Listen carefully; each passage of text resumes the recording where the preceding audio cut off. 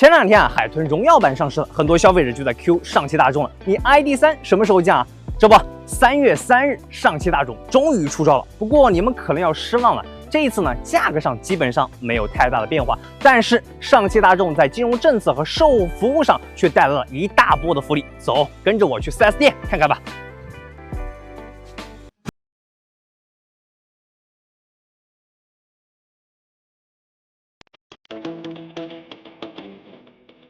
刚刚我是跟销售沟通交流一下，他们告诉我，现在基本上每天会有3到4组客户来看这一台上汽大众的 ID.3。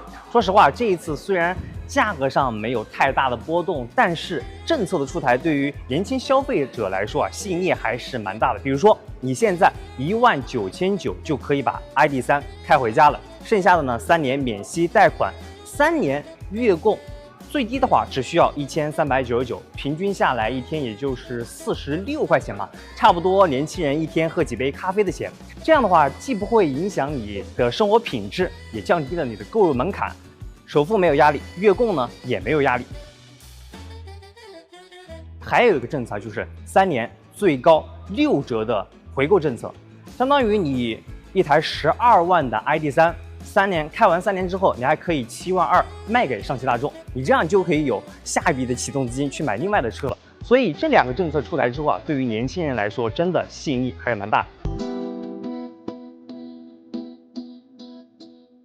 当然了，不仅仅是优惠政策啊，对于年轻人来说 ，ID.3的产品力也很能打。首先呢，就是这一套设计了哈，时尚呆萌，小姐姐们应该都会喜欢吧。还有，你不要看这台车看起来挺小，但是它的后排空间真的贼大。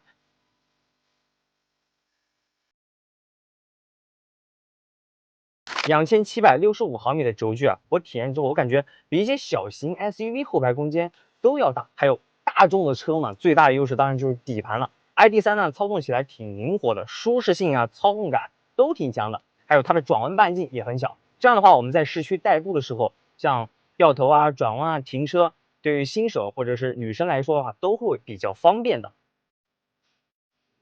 它呢还是后驱又有一定的可玩性，然后 ID.3的续航又足够的靠谱。现在优惠政策一出来，年轻人的购车门槛低了，保值率上呢也没有后顾之忧了，所以它的人气依然很旺，我觉得销量应该不会差。有趣有料，欢迎关注汽车天涯。